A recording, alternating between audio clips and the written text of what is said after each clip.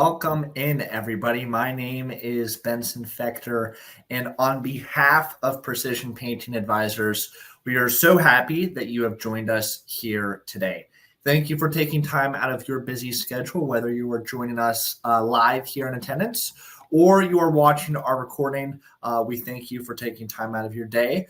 I am going to, just as a note, going to have our chat open, the private chat open. So as I'm going through today's presentation, if you have any questions or any concerns, anything like that, go ahead, hop into the chat. I'll try to answer questions as I go, but please do know we'll have a dedicated Q&A time at the end of today's webinar for all those that are interested. So we're going to spend about an hour here together this afternoon. If you're on the East Coast, might be morning time if you're still out west. But let's jump into a little bit about us, about me, about our business, and sort of what is the goal of today's presentation. Now, in terms of how we started, just want to give you a little bit of a backstory on me and how I got into this industry. So I started my own painting business back in 2020 in Pittsburgh, Pennsylvania. As a lot of you saw during that time, March, April, May of 2020, we were given the gift of time. And I took advantage of that time and started my own painting business. And in 2020, realized that I was pretty good at doing this. I was pretty good at selling and marketing and hiring people and all the rest. And pretty soon, my entire summer schedule was booked out in my hometown of Pittsburgh, Pennsylvania. And as I was going through this, what I realized is that I am pretty good at selling and marketing. And I'm pretty good at starting this thing from nothing and growing it into a full-time serious operation. So what I decided to do was the following summer, open up satellite locations. And we opened up locations, 2 in Rhode Island. We opened up a location in Connecticut. We opened one in Louisiana. And we had 5 locations spanning the East and a little bit of the Southern United States. I had a ton of fun doing this, working 14, 15, 16-hour days. And it took a lot out of me. But I learned a lot during the process. And what I realized throughout was, hey, we're pretty darn good at this. And it takes a lot of money and a lot of time to open up different satellite locations and get the people in place and do all of this. And what I also realized going through this process in meeting and getting to know other painting contractors is that this is an industry that is starved for education. This is an industry that is ripe to be grown and to be exploded. And so what we did is we took all of our systems that enabled us to run a successful painting operation from Pittsburgh to Rhode Island and down to New Orleans. What we did is we systematized everything, packaged it together, and have been licensing our systems to other painting contractors, including coaching services, to other painting contractors across the United States for the last 2 years. Been an incredible journey doing this from 2020 to 22, running the painting business, and now for the last 2 years licensing our systems. And recently, I would like to share as well for those of you that might own a more serious painting operation. We've started to partner with our top clients and our top painting contractors in the U.S. to build a best-in-class organization. This best-in-class organization is called Legacy Paint Holdings.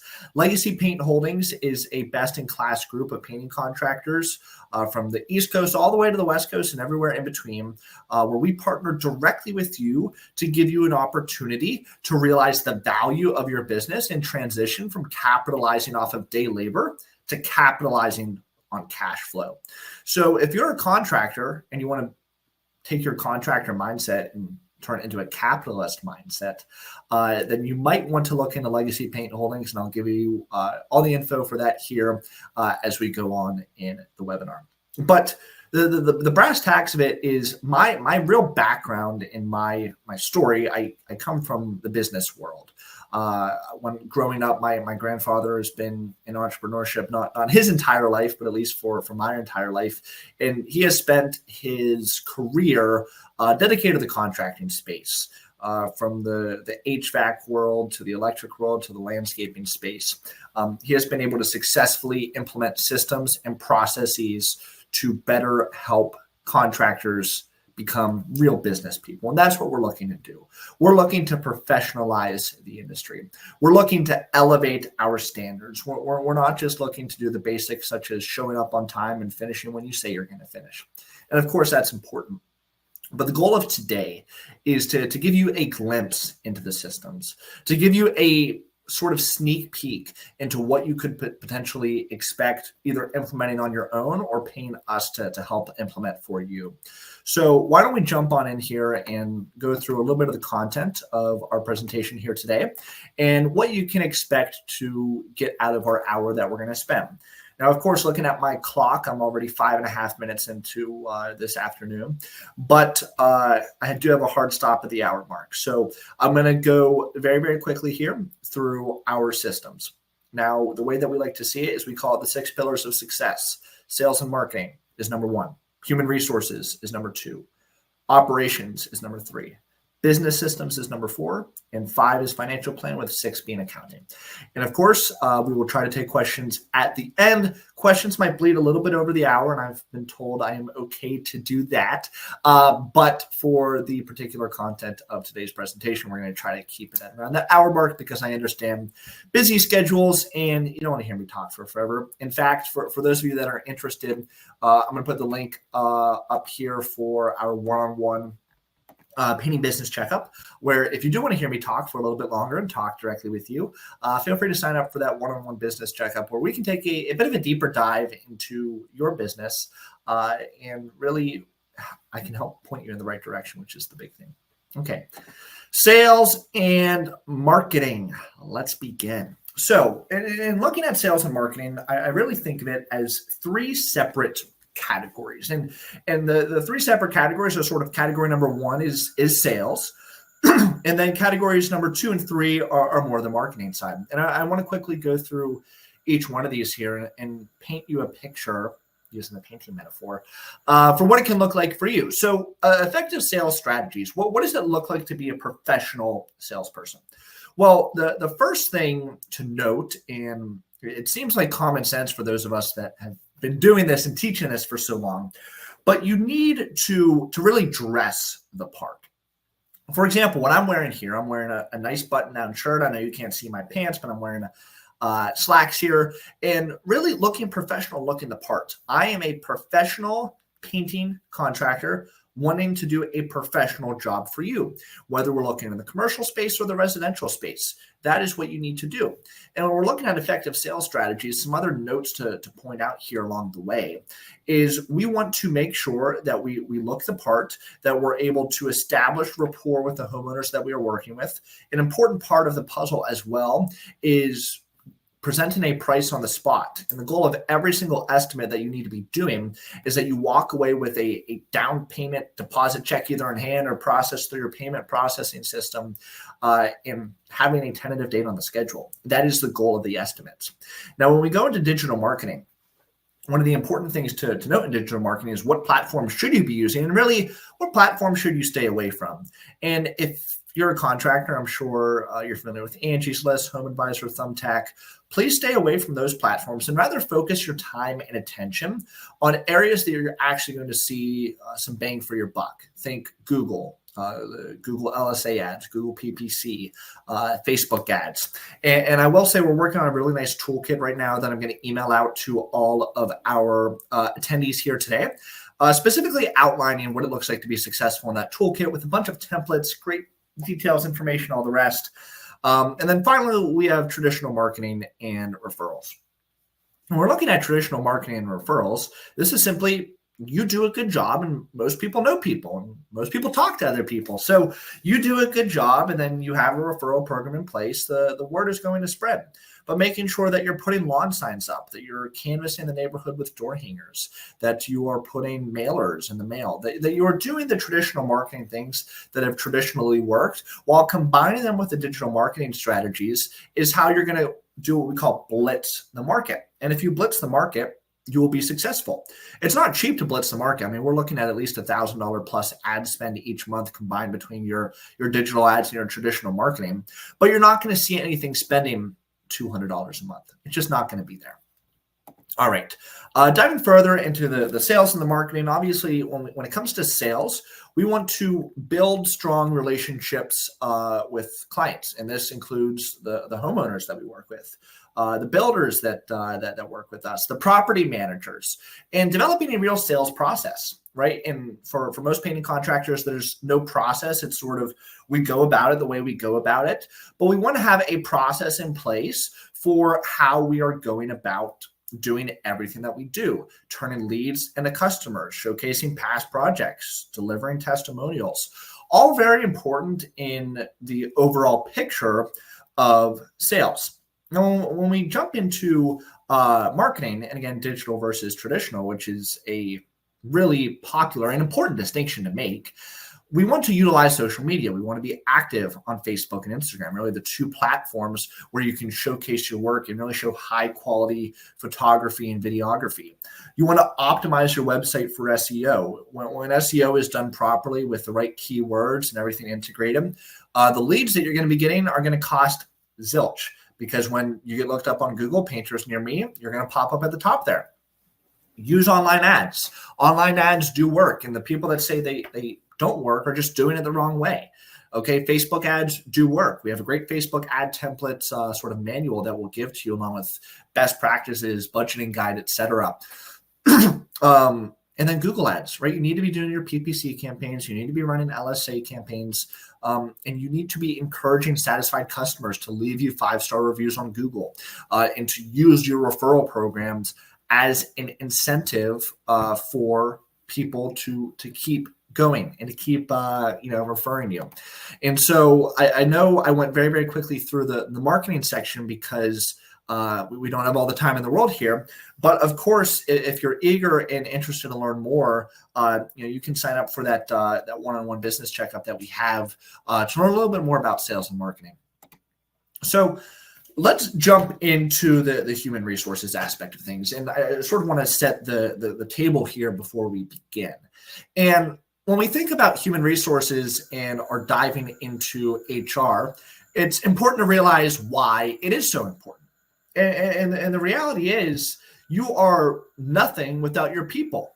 If you're a painting contractor and you've got 3 crews out there that are on 3 different job sites, and that, let's say each job is bringing in, I don't know, $10,000 a week, and you're bringing home $30,000 a week. If your 3 crews, I don't know, somehow all die or get sick or whatever it is, you're not going to be making that $30,000 a week anymore. Okay, so it's very important to focus on your people. And the reason why we have this second is because if you don't have the sales and marketing process down, you are doing a disservice to any of your employees that are coming in the door that are already either here or ones that you're looking to recruit moving forward. An absolute disservice to them. What you want to do is master the sales process. Okay, when I get a lead in here, I am converting them.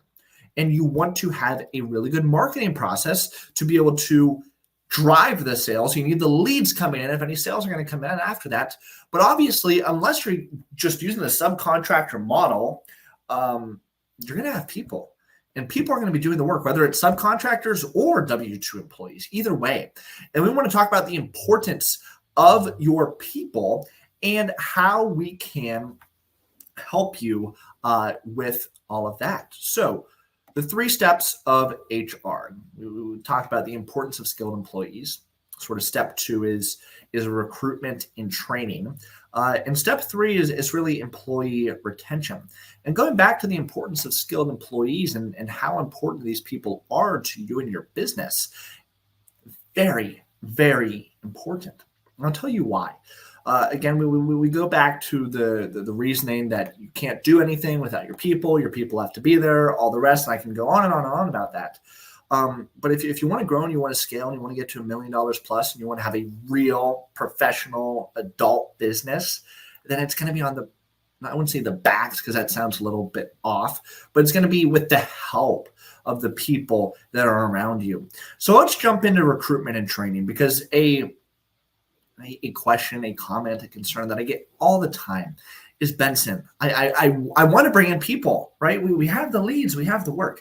I just can't find them. So where do we find them? Where do we find good painters? How do we bring them in? What does that process actually look like? I'll let you know. So the process of recruitment and training is really one of, you need to be looking in the right place. And I have a very big distinction in terms of looking at the people or the employees that you are going to be hiring, again, whether it's subcontractors or sort of the typical office staff, is talking a little bit more about, well, how do we structure it? And for the larger companies out there, what my typical recommendation is that you have a core group of like 5 or 6 W-2 guys that are your core guys. Now, when you get above that, I'm a big fan of the subcontractor model, because the W-2 model at scale is expensive in terms of payroll taxes and all the rest, and compliance and everything that goes on there. And the subcontractor model makes sense. For example, we work closely with a company in South Carolina that's on 20-some job sites at any given time, and they have 80 people working for them on a day-to-day basis. Can't be having 80 W-2 people, right? It's a subcontractor model that is doing it the right way, and that's the right way to do it. So you have your 5 or 6 W-2 guys, and then you subcontract out the rest of the work. In terms of where you find them, you need to be looking in the right place, like I said at the beginning here. And the right place for finding painters is not your professional job boards. It's not LinkedIn. It's not Indeed. It's not ZipRecruiter. And I've seen people have success on those platforms, don't get me wrong. However, the place to truly find these people, I found, is on Facebook. And you might be saying, Benson, what do you mean Facebook? Just Facebook friends and things that I have? And to an extent, but really no.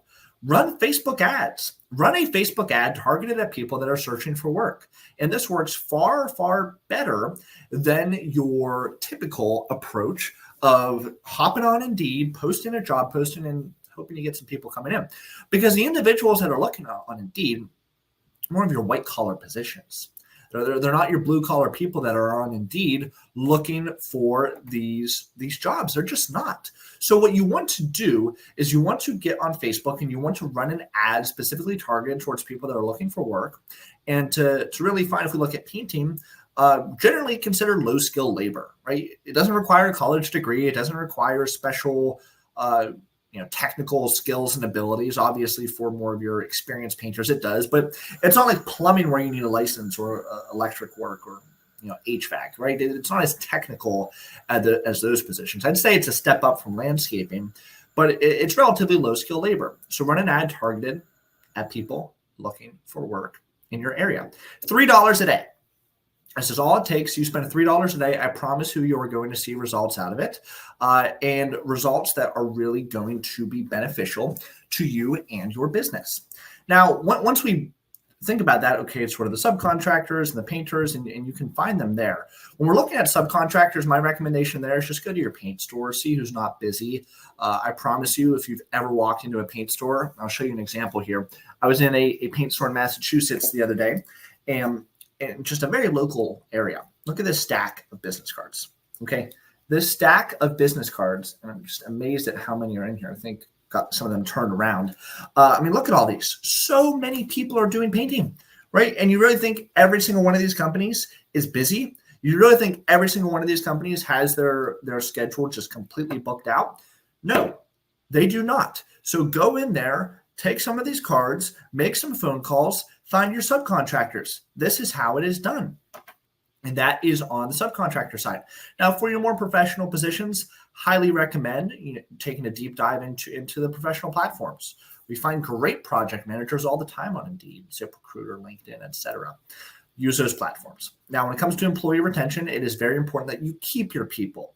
You don't want a painter coming in and to be honest, again, a painting position, typically, I will say typically because there are always exceptions to the rule, you're not going to have a painter that's going to be working for you for 30 years. It's just not going to happen. But you will have a painter that'll work with you for 3 years, maybe 18 months, 2 years.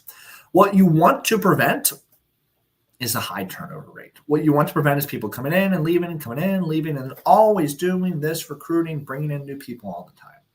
You want to have your core group, and ideally that core group is committed, and you have them, on a path to project management and higher levels in your organization. But you need to take good care of your people. And the way that you take good care of your people is you actually care. And that's what small business does in America. Small business cares about their people. So take care of your people. Pay them what they deserve to be paid. If you can't provide full benefits such as health insurance and retirement plans, offer fringe benefits. Pay for their phone bill, pay for their gym membership, whatever you want to pay for. Provide those fringe memberships or fringe benefits. And I promise you, they will be beneficial to you and your business. Let's go ahead and jump into business systems now and sort of thinking about the business system side of things and why it's so important to have these systems in place. Now, when it comes to implementing business systems, the typical question that I get is okay, I understand that I have to, or rather should do this, but really what is the best way to go about it? What systems should I implement? Because there are so many out there, and there are so many people that want to take a little bit here, a little bit there, right, and ding your bank account. And what you need to be focused on is only the systems that are going to be working directly for you. And there are systems that go beyond like your accounting system, right? There are systems like how do we paint? And that goes more to the operations side, or what is our standard operating procedure for our sales process, right? Thinking about SOPs and the importance of those. But with business systems, we need to look at the core systems that are going to allow you and enable you to actually significantly grow your business. And the big thing that we need to look at is what those systems actually are. System number one is your accounting system. We're big fans of QuickBooks here. QuickBooks does a trick for just about every painting contractor underneath the sun.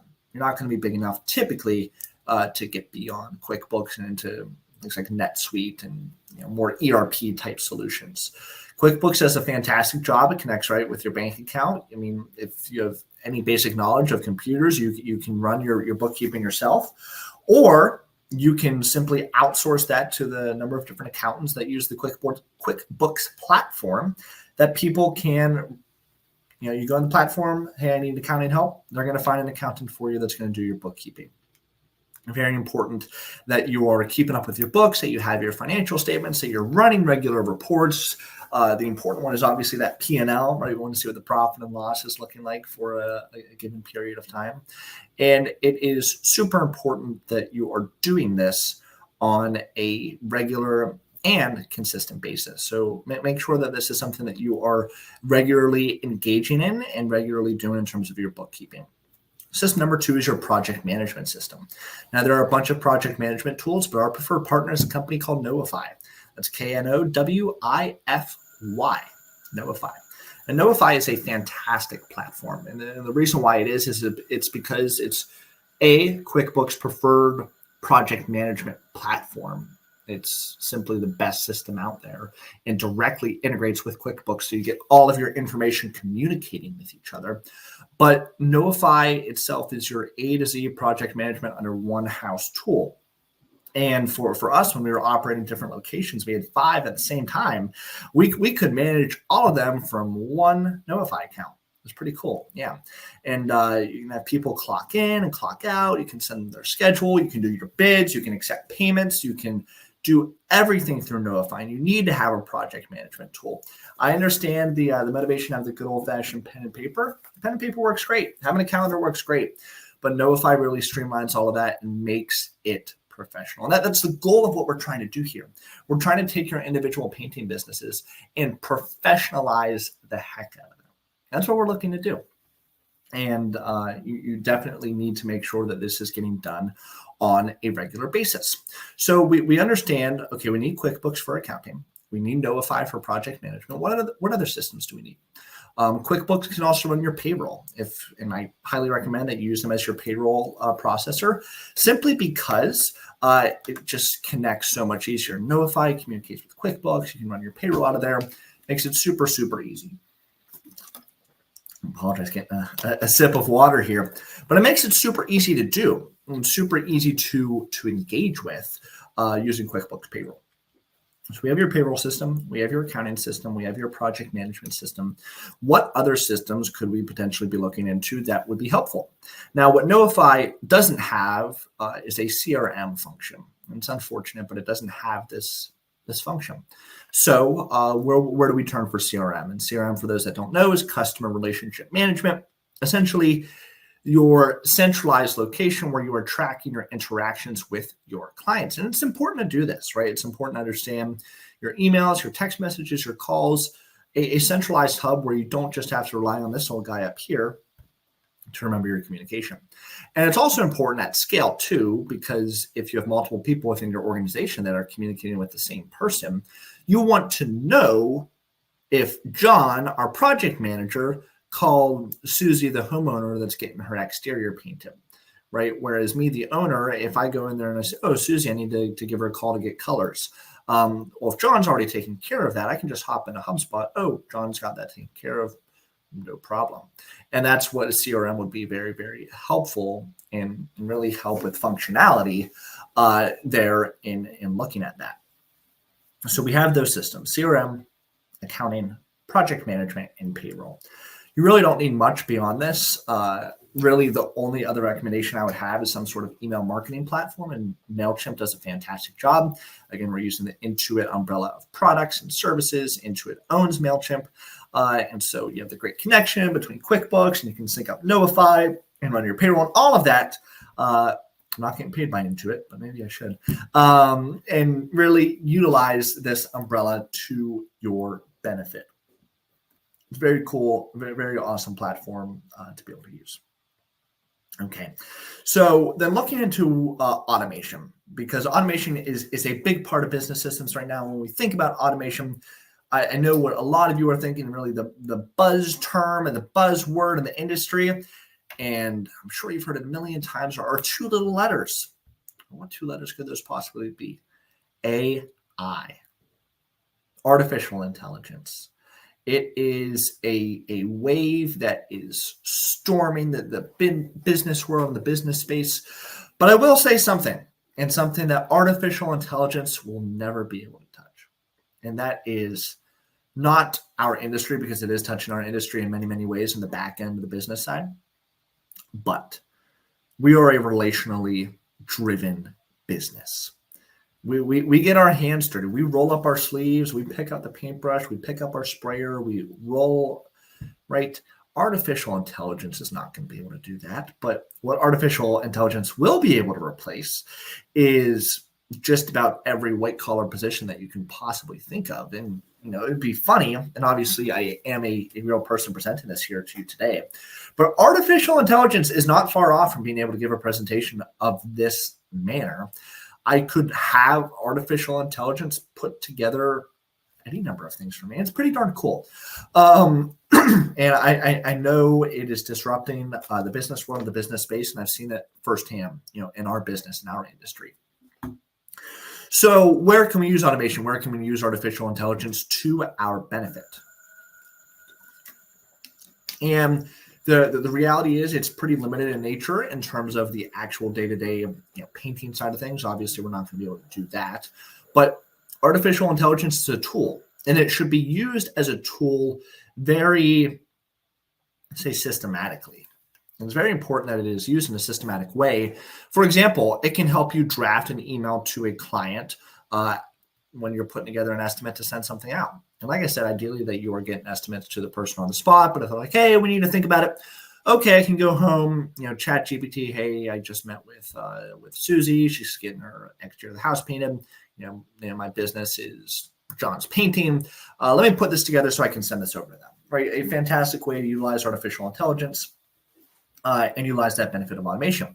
Also such things as like invoice reminders, estimate reminders, things like that essentially are tasks that are repetitive, such as sending follow-ups and things like that you can automate in a second. Zapier is a great tool to do these automations. If you're using multiple different applications, bring them in under one roof with Zapier, and you can do that. Now, when it comes to technology integration and SOPs, the technology side of it is just making sure that you have proper tech. I'm a big fan of going out on job sites with iPads and tablets and looking professional, looking the part. And the SOP stands for standard operating procedures. Now, SOPs are fantastic. They are great sort of tool that you can use to really standardize everything that you're doing in your business. And the greatest metaphor for the SOPs is like McDonald's. And I love the McDonald's example. The McDonald's example is great. And the reason why the McDonald's example is great is because when we are looking at McDonald's, what we really see and feel and the whole thing with McDonald's is that I, in Providence, Rhode Island, can go to McDonald's here today. I can hop in my car, drive back to my hometown of Pittsburgh, Pennsylvania. I can go to a Pittsburgh McDonald's. I can hop on a flight and go to Rome and find a McDonald's there. I can go to China and find a McDonald's. And guess what? The Big Mac is going to be on the menu there. And the Big Mac that I have in Shanghai is going to be the same Big Mac that I have in Springfield, Ohio. The same exact Big Mac. They have their secret sauce, the double patties, the ketchup, and all the rest, right? Whatever makes the Big Mac, it's the Big Mac. And what McDonald's did and what they were so successful in doing was turning the burger and shake joint into a professional business, into having standard operating procedures from everything on how to open up the store and unlock it in the morning to how to lock it up and clean it up at night and everything in between. That is what we're looking to do in the painting industry. We're looking to provide standard operating procedures for everything you do, from your prep to your painting, to your sales process, to your cleanup, to your referral programs, to your accounting, to your marketing, all of that. We need to have SOPs for this. And again, you can do it on your own. And I highly recommend you do it on your own. But the reality is our information is free. Right, we do these webinars, and I love doing these webinars. I love interacting with contractors just like yourself. But what is very important to understand is that we can give out this information for free, and we love doing it and do it every single day with our company here. The implementation does cost money. And what I will say is that I'm going to throw this link up here again for sign up for the painting business checkup. If you're interested in a one-on-one session, feel free to sign up for that checkup link. I believe it should be showing up below me here, if I understand how the interface works, and I do. So SOPs, very important to have. The McDonald'sization, I guess would be a word, of the painting business. Okay. Oh, I guess I have a pointer. I didn't know that. Or do I? Oh, there's my pointer. Okay. So I can say SOPs, efficiency, all of that. Cool. All right. And yeah, I love this. Just looking at it, 90% of business owners claim that automation increases their productivity. 90%. See my pointers right here. 90% of business owners claim this, and I mean it's a given, right? If you have automation of any sort, I don't know what those 10% are saying that don't think that automation helps them at all, but crazy to think otherwise. So. There we have it on the business system side. What do we need again? We need QuickBooks or an accounting software. We need Notify or a project management tool. We need QuickBooks again for payroll or ADP or some other payroll processor. We need a CRM tool. I forgot to make a recommendation. HubSpot, a free tool, fantastic. They also have paid versions, and of course you can spend just buckets of money with them if you'd like, which I do. So we have HubSpot, and then email marketing, MailChimp. Utilize those systems. You don't really need anything beyond that. Don't let anybody try to tell you otherwise. And again, I'm going to be taking questions at the end of our conversation here today. So please do be sure to use that private chat. Open up that private chat, and you can hop in there and ask your questions. I will be taking them at the end of this webinar here today. So please do be sure to be in that chat. All right. And as I'm going through this, I'm like, where is my operations slide? And I'm like, uh-oh, I don't think I have an operations slide. So I'll come back here and we'll talk a little bit about my pointer. Operations. Let's talk about that. So when it comes to operations, there are a few things that are very important to touch on here. And essentially is how can we become the most efficient? Because when we look at our gross profit, and gross profit, again, is your revenue minus your cost of goods sold. And your cost of goods sold is your materials, your labor, your equipment. So we take our revenue, we subtract our cost of goods sold, and we get our gross profit. And when we're looking at our gross profit, it is very important that with our gross profit that we are maximizing it. Now, the best way that you can maximize your gross profit is on the HR and the operations side. And the reason why that is so important is because when we're looking at HR, we're looking at operations, getting more bang for your buck, getting more labor for your hours, whatever phrase you want to use, is super, super important. And now, so what are some key things that we can look at in operations that are going to streamline your business and that are going to be helpful and beneficial to you? And I go to the productivity calculator per se, right? The productivity calculator. Now, what is the productivity calculator? The productivity calculator is just a little thing that that I call, if I were to show up on your job site tomorrow, and I'm in there, I'm looking around, okay, Tim's, taping off here, Johnny's rolling the wall, well, whatever. If I show up with my camera here, I'm like, okay, I'm seeing the job site, snapping some pictures, right? If I take, let's say, 10 pictures throughout the day, and we go back and we look at the end of the day and I'm taking the pictures and all the rest, a snapshot in time of people working. The productivity calculator essentially states that I want to have 70% of the people that are on that job site. So if you have 4 people, you want to have 3 of your 4 people that are actively working on that job site. That is what you want to have.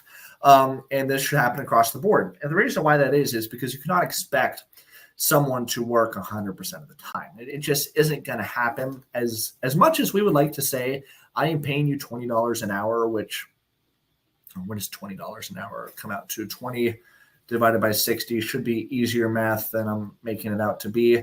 I'm paying you 33. I don't even know what I'm doing here. $20 an hour, 60 minutes. Yeah, I'm paying you 33 cents a minute here. You should be working for every single minute of the hour. And that's just not reasonable to expect. There are breaks that are going to come in there. There are downtime. And when I say working, I mean like doing something productive. For example, something unproductive is the cell phone. I'm scrolling on TikTok. I'm doing whatever. Something productive is I have a paintbrush in hand and I'm painting. Something productive is I have a ball of tape and I'm taking it to the trash can. Whatever productivity looks like, you want them to be doing something that is going to further the project from where it is to where you want to take it. That is what productivity is. Now, we want 70% of people doing that. And if they aren't doing it, you need to have a talk essentially about being more productive on job sites. And the biggest thing that I see when I go on sites is that, simply put, productivity is lacking. I need to see people being productive. Now, if you do have a productive team and you're wondering how you can get more efficient in operations, you need to have it put into stages, right? You have your prep stage, you have your painting stage, you have your cleanup stage, really the 3 stages that we're looking at, and they should be done in stages. When we are doing prep, nobody should be painting. When we are painting, no one should be on cleanup, right? We all go together. We do our prep together. We do our painting together. We do our cleanup together. All of that happens working as a unit. And I also recommend trying to not overcrowded area, but sort of blitz the area that you are doing. I don't want, if you're doing a full house, that each person is responsible for one side of the house and they do the prep, the painting, and the cleanup all on their side. No, you want to have everybody do everything together. So if you're doing one room like this, okay, everybody's going to do the prep in this room. We'll go to the next room. We're going to do the prep in that room, and so on and so forth. And I know that might sound paradoxical in terms of productivity, but that is how you get the most productive work done.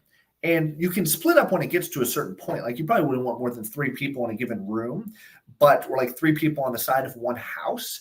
But what you do want to make sure is that everybody has their duties and their tasks, and they are working diligently away at them. And one of the easiest ways to prevent productivity from happening is you have 2 people go off on their own into another room where the foreman can't see them.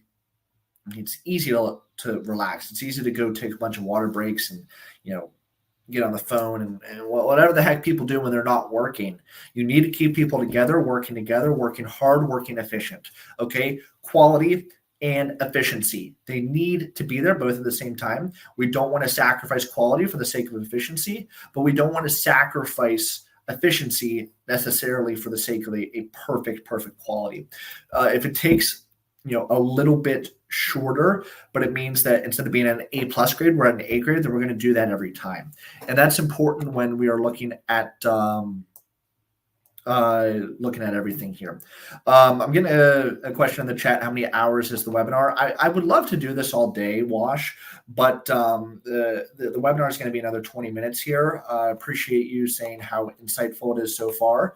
But about another 20 minutes here, we're going to be going. And I appreciate the compliment. Very nice of you. Okay, so let's jump into sort of the final two stages here, which is financial planning and accounting. Financial planning and accounting, I have sort of split. I know it's on one slide here, but accounting doesn't exist right now for the next 10 minutes or so as we're going through financial planning. And as we walk through here, and again, thank you for Wash for putting a question there in the chat. For the rest of you that are out there that are watching, please go ahead and put your questions in the chat. Would love to answer them as they come in because we are going to be doing a dedicated Q&A time at some point here. So please do be sure to put those questions in. We'll probably go another 10 minutes before Q&A. Okay, so for financial planning and accounting, we need to talk about why it's important to financially plan. And yes, there's going to be a recording sent to everybody. The importance of financial planning is that you need to do it. It's sort of the heartbeat of your business. Your financial planning, and I always laugh at myself for doing this last, and I've debated whether I should move this to the first slide or to the last slide. But for financial planning, you need to do this every single day, every single week. It needs to be a constant thing. I've talked to painting contractors before that have not even looked at their bank account in like the last week or month. I mean, I look at every single day. Every single day as a business owner, you need to be in tune with what are your expenses, what are your revenues, and make sure that you are staying above water.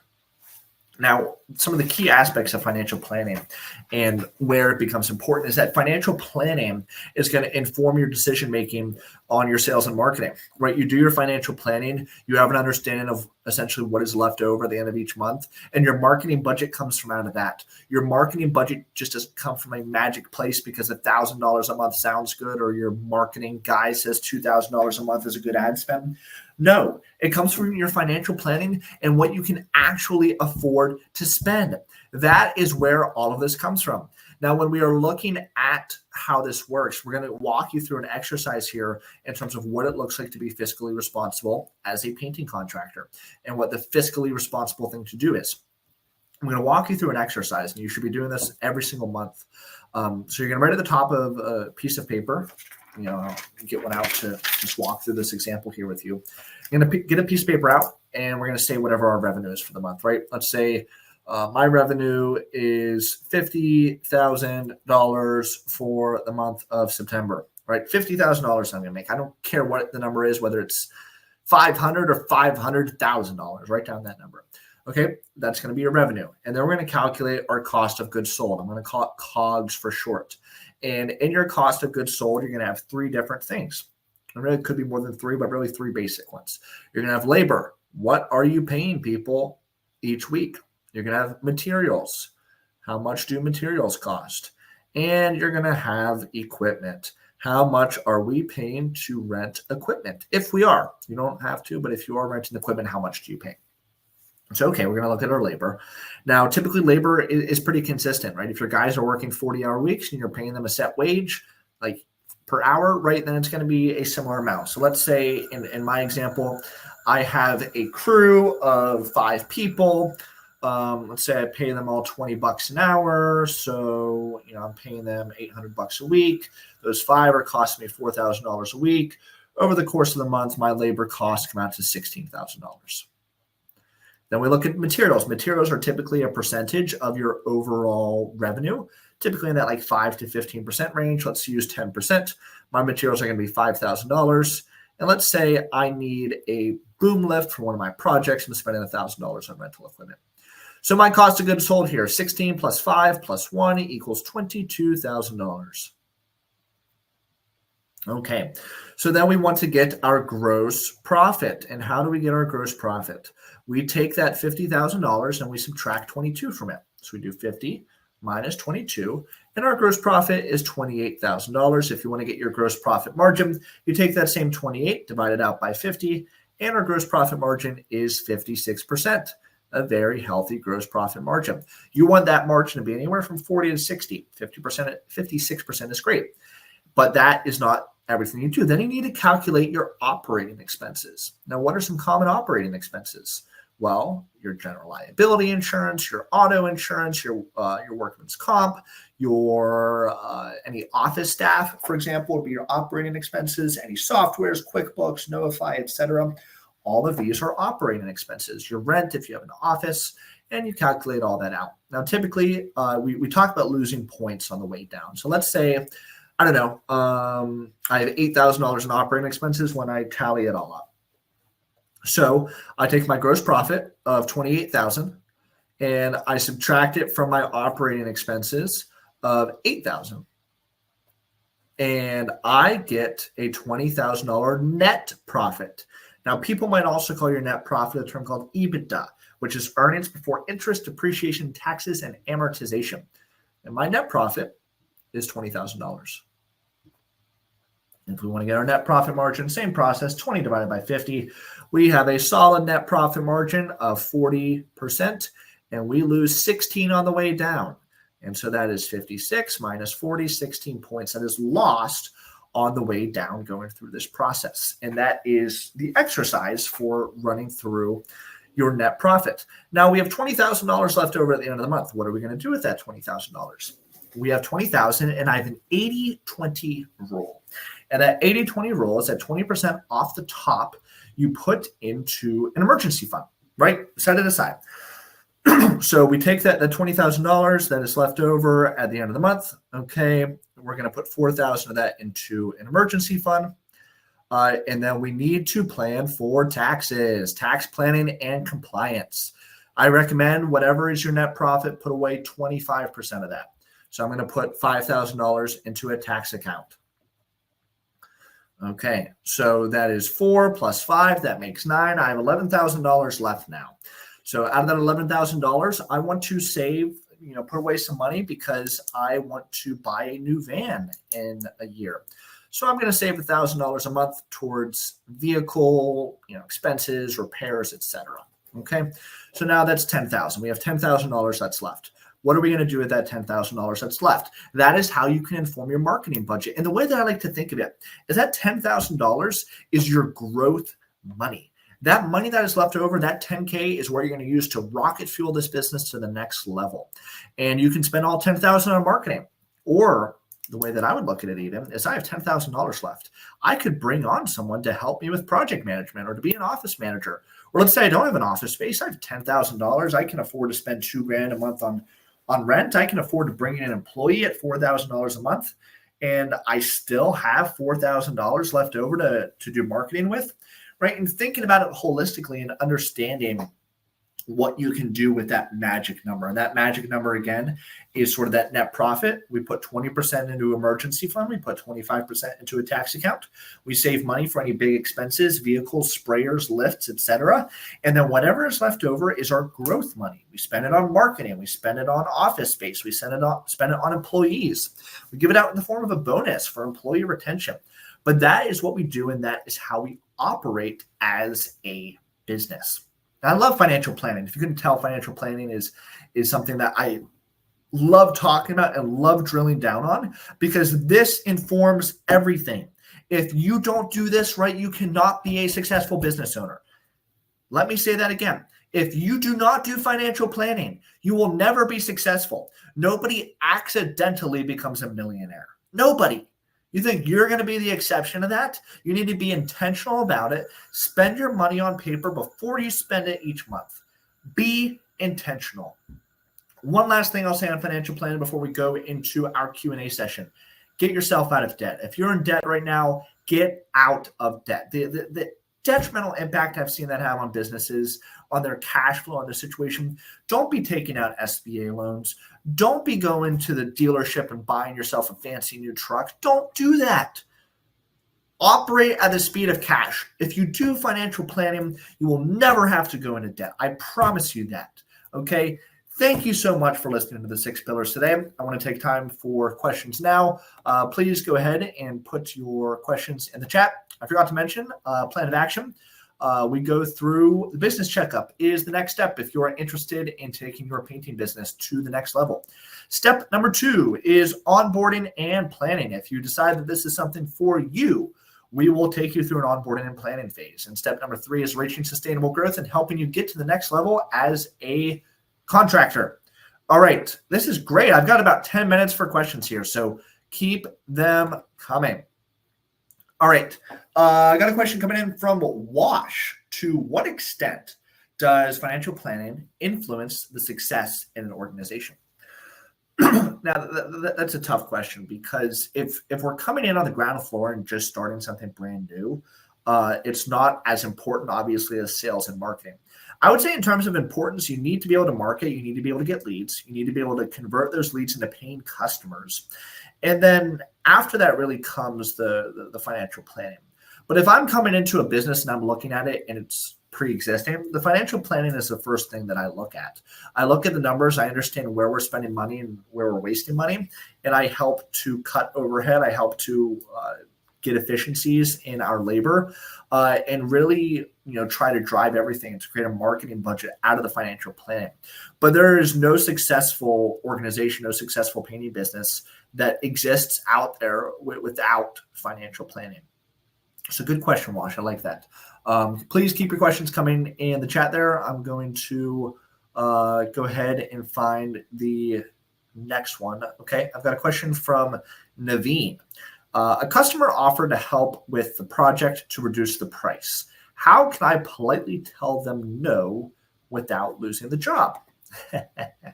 Great question, Naveen. How can I politely tell them no without losing the job? You're the professional painter.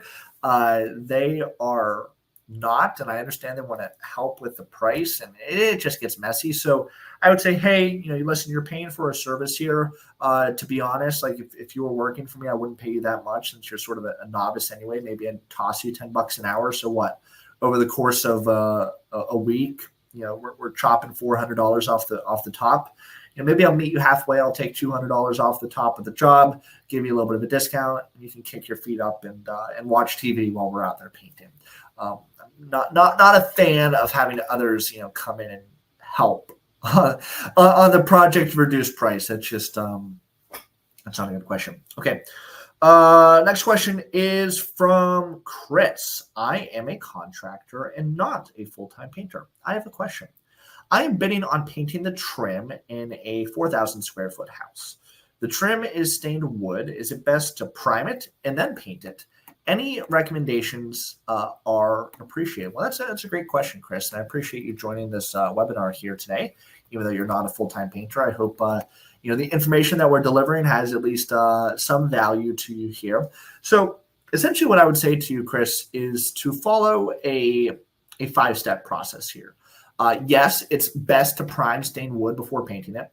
And sort of the first step is you want to clean the trim, right? You want to make sure that it's clean, and I would use a degreaser or a TSP solution to remove the dirt, the grease, and any residue that might interfere with the adhesion. Step 2 would be sanding the surface, probably between a 180 to 220 grit there to create that smooth surface and help the primer adhere a little bit better. After sanding, wipe that trim with a damp cloth to remove the dust. Step 3 would be applying a stain blocking primer. You want to make sure that's high quality. You don't want to go low quality on this. I would prefer it to be oil-based, but it could be shellac-based to prevent the stain from bleeding through the paint. Especially important if the wood has been stained previously to put a good quality primer. Stains can bleed through paint over time if they're not properly sealed, especially when you're working with wood trim. Very, very often, my trim in here is painted, but very often you'll get trim that is stained. Step 4 would be lightly sanding again. It's sort of an optional one. Obviously, you need to sand before primer, but after primer, between primer and paint. I'm a fan of lightly sanding the surface again, pretty much just ensures smoothness, especially if the primer raises the grain of the wood, important. And then wipe down the trim again after sanding. Finally, step 5, put your paint down, Chris. Once the primer is dry, apply at least 2 coats, whatever paint you want to use there, whether it's latex or oil-based. For trim, I would definitely recommend a semi-gloss or a satin finish, typically preferred just for durability, easy cleaning. But great question. I appreciate it. And, highly, highly recommend to prime and then paint. And then just make sure that you're sanding, between coats. Very important to do that. Okay.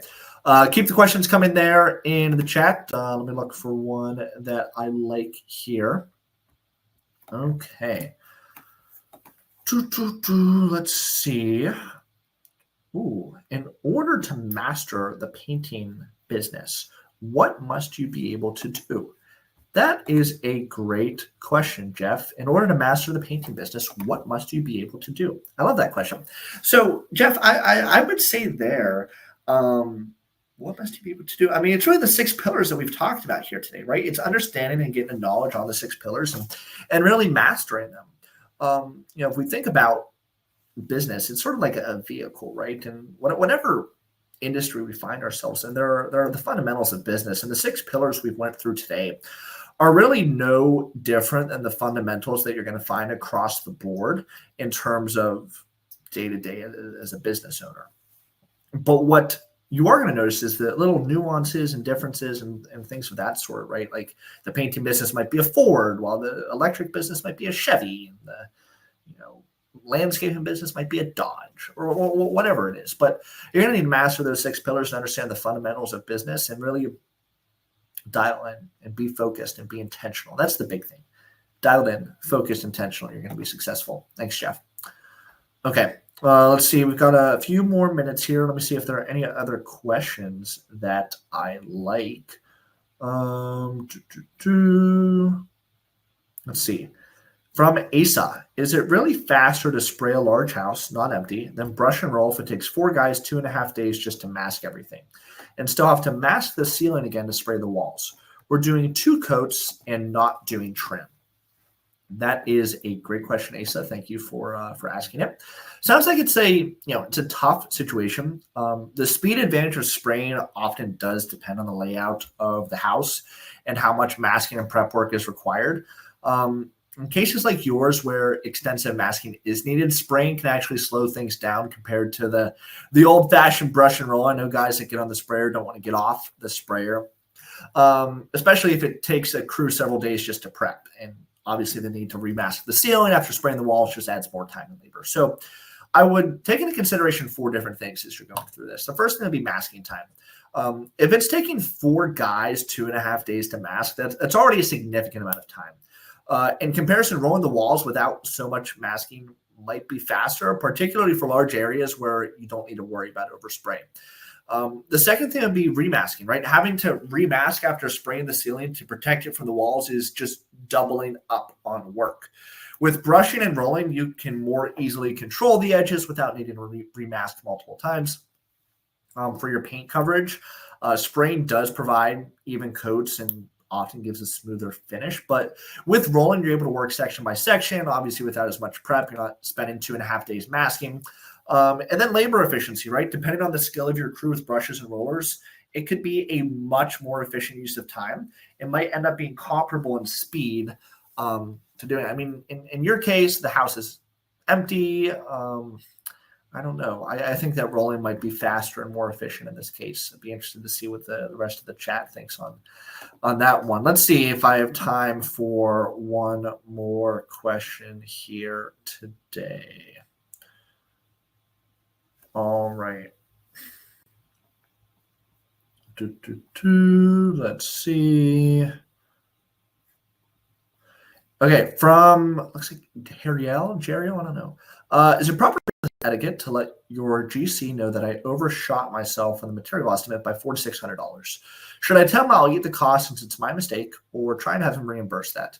Meaning I'd have to do a whole new estimate and invoice to be signed. So I overshot myself on the estimate. I think you're saying that you underbid the estimate by about $400 to $600 in your materials there. Should you let the GC know? I mean, you could. It depends on the relationship you have with the GC. But it's $400 or $600. I mean, eating it and moving on might just be the sort of good learning lesson to take from the situation. But I like the question. Thanks for asking it. And as I'm speaking here, that takes us to the top of the hour. So let me put that painting business checkup link again here. So for those watching, you can sign up for that business checkup. I did get a question about a recording of the webinar.